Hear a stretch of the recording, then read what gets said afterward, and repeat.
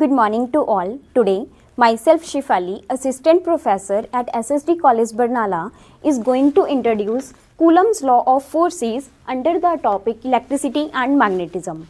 So first of all, before discussing about the Coulomb's forces, we will discuss about the basic concept of Coulomb's law, that is based on the topic charge. So, do you have any knowledge about the charge? That what is a charge? If we are talking about the charge, then it is the basic property of a body. Charge is denoted by the symbol Q or Q.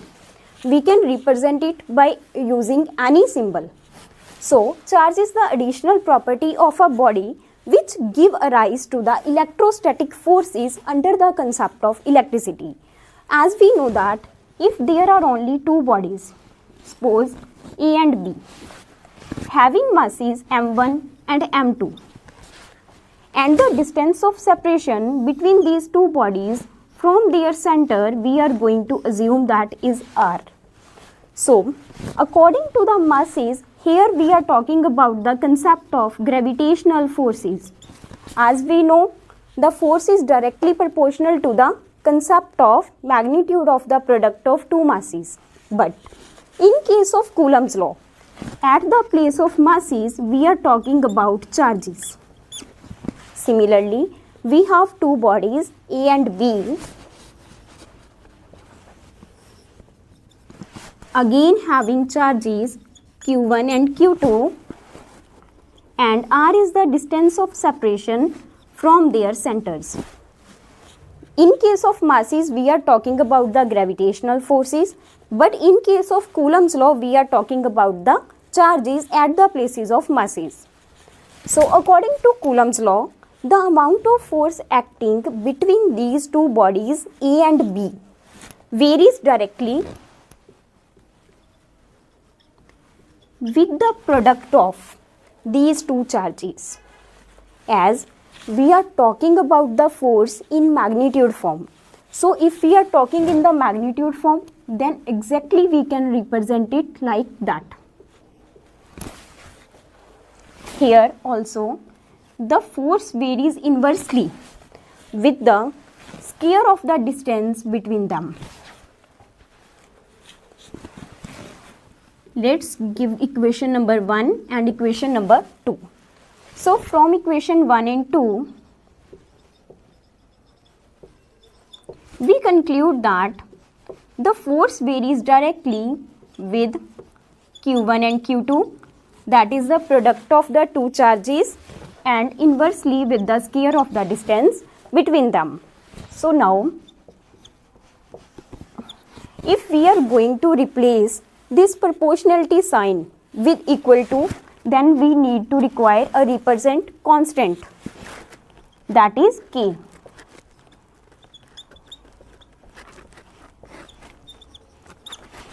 Is it clear? Now, what's the value of K? It is 1 by 4 pi epsilon naught. Epsilon naught, why so? Because we are talking about epsilon naught in the medium air or vacuum.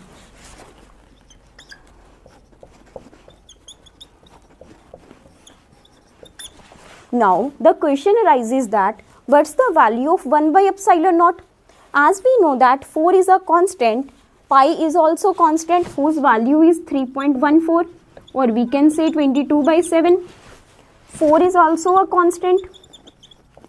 Now, the main question arises that what's the value of epsilon naught? That is 8.85 into 10 raised to power minus 12. It's also remain always fixed. So, from this we conclude that 4, pi and epsilon naught, these three values are always remains constant, and 1 is also constant. So, the whole concept of 1 by 4 pi epsilon naught is constant. Epsilon naught is also constant, that is 9 into 10 raised to power 9 Newton meter square per Coulomb square.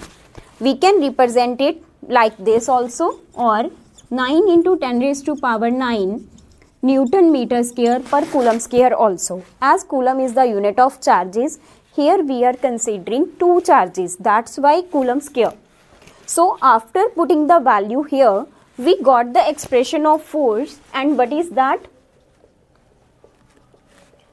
9 into 10 raised to power 9. After that Q1 Q2 in the magnitude form upon R square. In most simple form we can say that F equal to 9 into 10 raised to power 9 Q1 Q2 upon R square. Here we can also remove the vector sign as well as arrow sign because we are representing the force in scalar term.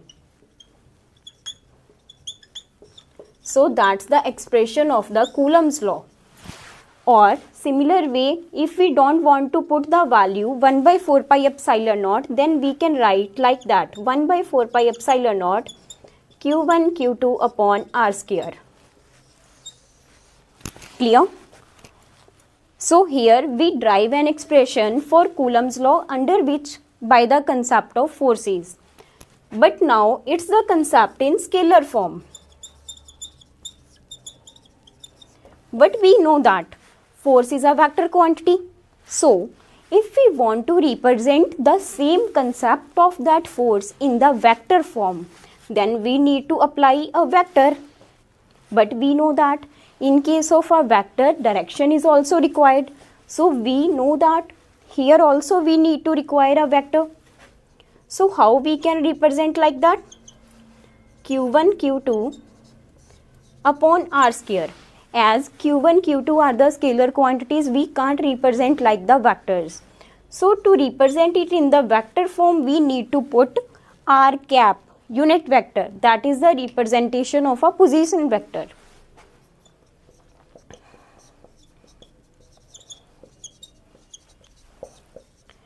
After that we already studied that R cap is the unit vector and its value is vector upon its magnitude.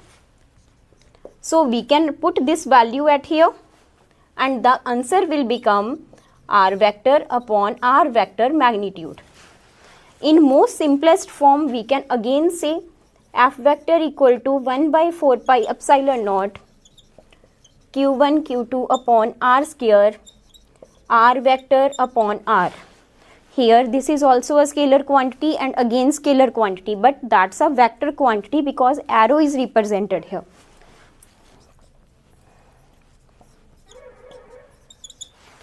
R square into R will give rise to R cube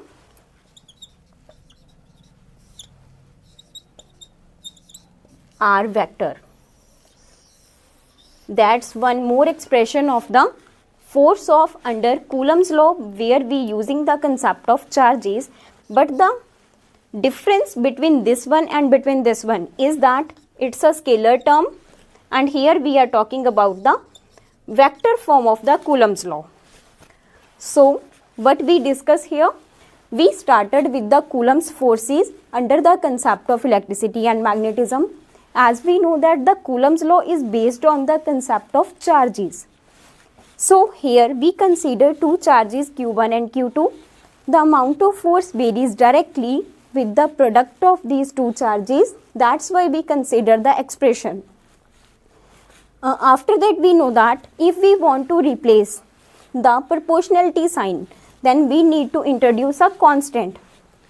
That constant is K, and after that if we fertilize this constant again, then it will give rise to 1 by 4 pi epsilon naught. We put up the value and got the expression in the scalar form and the vector form. So here we got the expression of force in the scalar form and the vector form. But now the question arises that what are the units of that force epsilon naught Q1, Q2, R vector and R. So we are talking about the units of that concept. To derive the units, we consider the same concept from its formula by using Coulomb's law. So what was the Coulomb's law? Because we know that F equal to 1 by 4 pi epsilon naught Q1 Q2 upon R square, if we are talking about in the scalar form. So here let us assume that Q1 equal to Q2 equal to Q, and we know that R can be 1 meter if I am talking about in the SI system, and the force will be 1 by 4 pi epsilon naught is always constant. 1 by 4 pi epsilon naught. At the place of q1 and q2, we can put q into q upon r square, that is 1 meter square. Now we are going to solve it. 1 by 4 pi epsilon naught q square upon 1 square into meter square. 1 by 4 pi epsilon naught q square upon 1. We can write 1 by 4 pi epsilon naught q square. Here the value of 1 by 4 pi epsilon naught is fixed, so we can represent as F proportional q square. Let us assume that the force is also 1 Newton in case of SI system. Only then the charge will be 1 coulomb. 1 equal to q square and root of 1 equal to q. If we again solve it, then it will give rise to plus minus 1, that is q.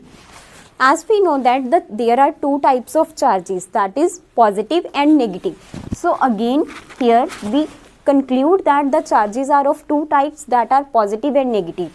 If we are talking about plus q, then it is due to protons, and if we are talking about minus q, then it is due to electrons. But in case of electricity, we already consider the concept of electrons.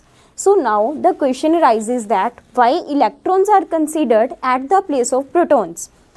The reason is that the mass of the electrons. As we know that the mass of the electrons is very less as compared to the mass of protons. What's that? 9.1 into 10 raised to power minus 31. As it's a mass, so we will represent the units kilogram. But in case of protons, it is 1.6 into 10 raised to power minus 27 kg. It is 1 by 1000 approx times much lesser than that of the mass of the protons. That's why we prefer electrons as compared to the protons in the concept of electricity, so that we need to apply less amount of voltage in the concept of electricity. So that's the topic under which we discuss Coulomb's law, and after that we calculate the units, about the terms which we used, and then about the charges. Thank you.